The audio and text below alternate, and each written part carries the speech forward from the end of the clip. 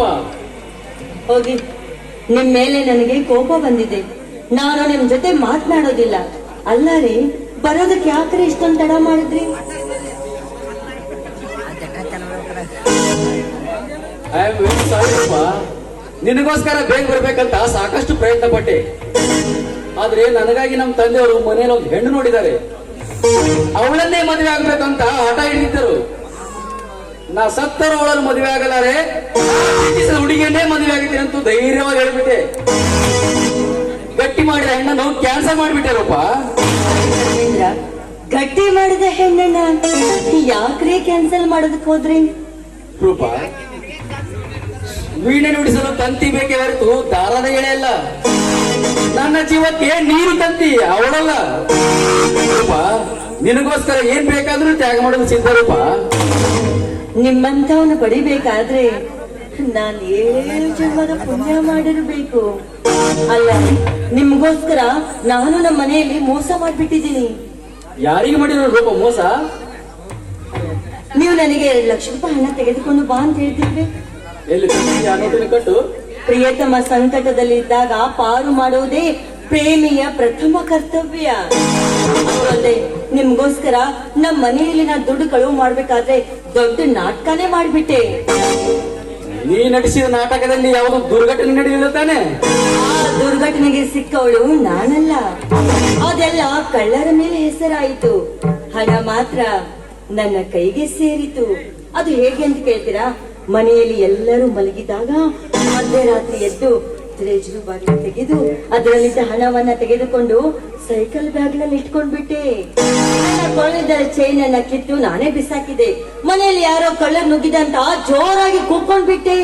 ಆಗ ನಮ್ಮಣ್ಣ, ಅತ್ತಿಗೆ, ನಮ್ ತಂದೆ ಬಂದು ಅಕ್ಕ ಇತ್ತ ಎಲ್ಲರೂ ಹುಡುಕಾಡಿದ್ರು. ಆದ್ರೆ ಆ ಕಳ್ಳ ಸಿಗ್ಲೇ ಇಲ್ಲ. ಅಷ್ಟೊತ್ತಿಗೆ ಬೆಳಗಿನ ಜಾವನ ಆಗ್ಬಿಟ್ಟಿತ್ತು. ನಮ್ಮ ಮನೆ ಹೋಗಿ ಪೊಲೀಸರಿಗೆ ಕಂಪ್ಲೇಂಟ್ ಕೊಟ್ಟಿದ್ದಾರಂತೆ. ಆದ್ರೆ ನಮ್ಮಣ್ಣನಿಗೆ ನನ್ ಮೇಲೆ ಸಂಶಯ ಬಂದ್ಬಿಟ್ಟಿದೆ.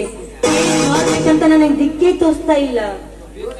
ಯೋಚನೆ ಮಾಡದ ರೂಪ, ನನ್ನ ಉಪಾಯ ಪಾಲಿಸಿದರೆ ನೀ ತನ್ನ ಹಣದಿಂದ ನಮ್ಮಿಬ್ಬರು ಹೆಣವಾಗುವುದು. ಯಾವುದು ಬೇಕು ರೂಪ ನಿನಗೆ? ಆಯ್ತು, ನೀವ್ ಹೇಳದಂತೆನೆ ಪಾಲಿಸ್ತೀನಿ. ಯಾಕೆಂದ್ರೆ ನಾನು ಮನೆಯಲ್ಲಿ ಕಳುವು ಮಾಡಿದ ಸುದ್ದಿ ಏನಾದ್ರೂ ನಮ್ಮ ಅಣ್ಣನಿಗೆ ಗೊತ್ತಾದ್ರಿ ನಾನು ಸೆರೆಮನೆ ಪಾಲಾಗ್ತೀನಿ. ಕೈಗೆ ಬಂದಂತ ಹಣ ಮತ್ತೆ ಮರಳಿ ಮನೆಗೆ ಹೋಗುತ್ತೆ. ಹೌದು, ನಾನೇನ್ ಮಾಡ್ಬೇಕಂತ ನೀವು ಹೇಳಿ. ನಿಮ್ಮ ಮಾತನ್ನ ಚಾಚು ತಪ್ಪದೆ ನಾನ್ ಪಾಲಿಸ್ತೀನಿ. ಅದೇನಂತ ಹೇಳಿ ಕರ್ಮೇಂದ್ರ. ಯೋಚನೆ ಮಾಡುವ ರೂಪ, ನನ್ನ ಮಾತು ಸತ್ಯವಾಗಲು ಪಾಲಿಸ್ತೀನಿ ಎಂದು ವಚನ ಕೊಡುವೆಯಾ? ಸತ್ಯವಾಗಿಯೂ ನೀವ್ ಹೇಳಿದ ಮಾತನ್ನ ನಾನು ಖಂಡಿತವಾಗಿಯೂ ಪಾಲಿಸ್ತೀನಿ. ಅದೇನಂತ ಹೇಳಿ ರೂಪ. ಹಾಗಾದರೆ ನಿನ್ನ ಮೇಲೆ ಸಂಶಯ ಪಟ್ಟಿರೋ ನಿಮ್ಮ ಅಣ್ಣನನ್ನು ಮೊದಲು ಕೊಲೆ ಮಾಡಿಬಿಡು.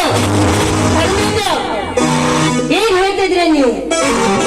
ಒಡ ಹುಟ್ಟಿದ ಅಣ್ಣನ ನಾನೇ ಕೊಲೆ ಮಾಡ್ಬೇಕಾ?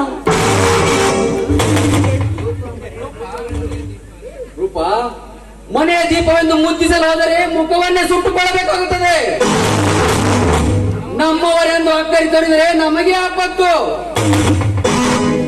ನಮ್ಮ ದಾರಿಗೆ ಅಡ್ಡ ಬರುವವರು ಅಣ್ಣನಾದರೇನು ತಮ್ಮನಾದರೇನು, ಹೊಟ್ಟೆಯಿಂದ ಹುಟ್ಟಿದ ಮಗನಾದರೂ ಜನ್ಮ ನೀಡಿದ ತಾಯಿಯಾದರೂ ಸರಿ ಅವರನ್ನು ಕೊಲೆ ಮಾಡಲೇಬೇಕು. ಅಂದಾಗಲೇ ಈ ಕಲಿಯುಗದಲ್ಲಿ ಬದುಕಲು ಸಾಧ್ಯ ರೂಪ. ಆಲ್ರೈಟ್, ಮೆಚ್ಚಿದೆ ಕರ್ಮೇಂದ್ರ ಈ ನಿನ್ನ ಮಾತಿಗೆ.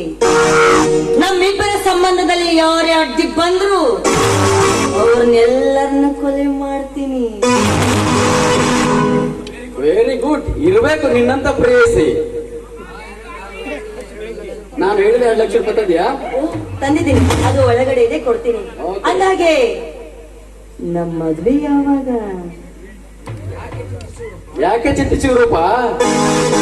ಮಾನಸಿಕವಾಗಿ ನಾವಿಬ್ರು ಮದುವೆ ಆದಂತೆ ಸರಿ. ಅಷ್ಟೇಕೆ ಮದುವೆ ಎಂಬ ಮೂಢನಂಬಿಕೆ ಮುಂದಿಡುವಿ? ಸಮಯ ನೋಡಿ ನಾನೆಲ್ಲ ಹೇಳುವೆ. ಅಲ್ಲಿವರೆಗೆ ಏನ್ ಚಿಂತೆ ಮಾಡಬೇಡ.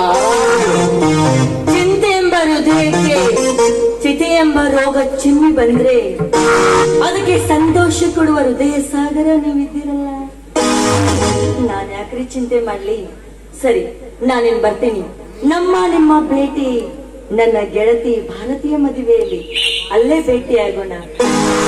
ಬರ್ಲಾ? चांदनी चांद से होते सितारों से नहीं, मोहब्बत एक से होते हजारों से नहीं। बार बार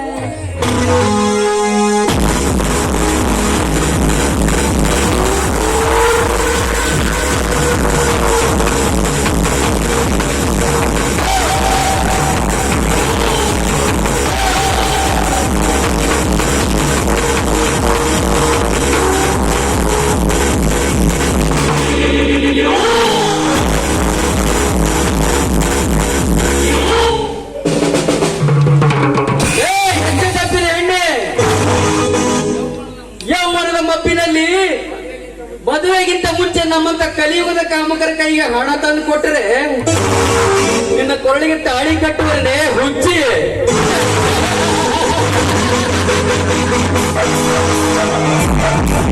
ಸಾಧ್ಯ ಇಲ್ಲವಪ್ಪ. ತಾಳಿ ಕಟ್ಟಬೇಕಾದ ನಿನ್ನ ಕೊರಳಿಗೆ ಉರುಳು ಕಟ್ಟಬೇಕಾಗುತ್ತದೆ. ಏಕೆಂದರೆ ಕುರಿಯ ಕತ್ತು ಕೊಯ್ಯುವ ಕಟುಕ ಕುರಿಗೆ ಹುಲ್ಲು ತಿನ್ನಿಸಿ ಮುತ್ತಿಸಿ ಕೊಲ್ಲುತ್ತಾನೆ. ಅದರಂತೆ ಈ ಕಲಿಯುಗದ ಕರ್ಮೇಂದ್ರ ನಿನ್ನನ್ನು ಮುತ್ತಿಸಿ ಮೋಹಿಸಿ ನಿನ್ನಲ್ಲಿರುವ ಹಣವನ್ನೆಲ್ಲ ದೋಚಿ ಕೊನೆಗೆ ಒಂದು ದಿನ ನಿನ್ನ ಪ್ರಾಣ ಪಕ್ಷಿ ಹಾರಿ ಹೋಗೋದು ಪರಲೋಕಕ್ಕೆ.